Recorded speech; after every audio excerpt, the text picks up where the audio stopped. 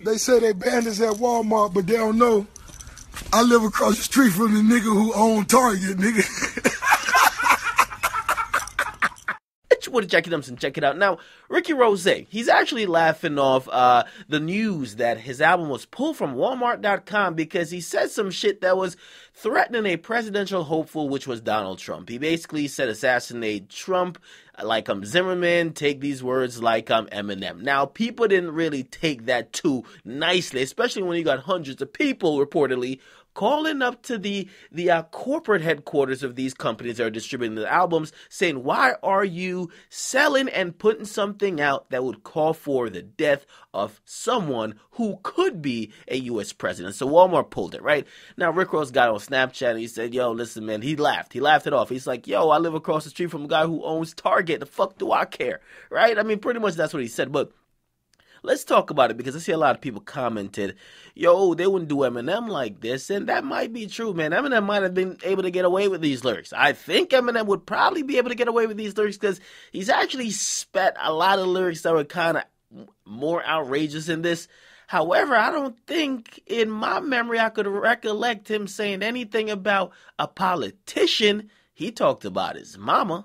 I think he talked about his family members. But I don't think he talked about no goddamn politicians. Not in a time where we're looking out and we're looking over our shoulder for goddamn terrorists. I don't think he said nothing like that. But I could be wrong. But of course, there's probably going to be a little bit of race that plays into it. Maybe not even a little bit, a lot. Okay, Eminem, he gets a pass for a lot of fuckery, right? Ricky Rose, you're not going to get a fucking pass. Okay, maybe you thought you being a CEO back in the day, niggas would give you a pass. Ain't no fucking pass, nigga. So his album was taken off the shelves, and he is okay with that. And for that, you got to salute him because he's making a lot of money with or without the album selling good. And even though it was a flop, he's still living a very successful life. And he's eating off Meek Mill. And then we know Wale's about to come out, so he's going to eat off Wale too. So that's a good thing. The good thing about music, you get to a position where you just start signing a bunch of people. Like if you guys don't know, I believe Akon signed. Who the fuck did Akon sign?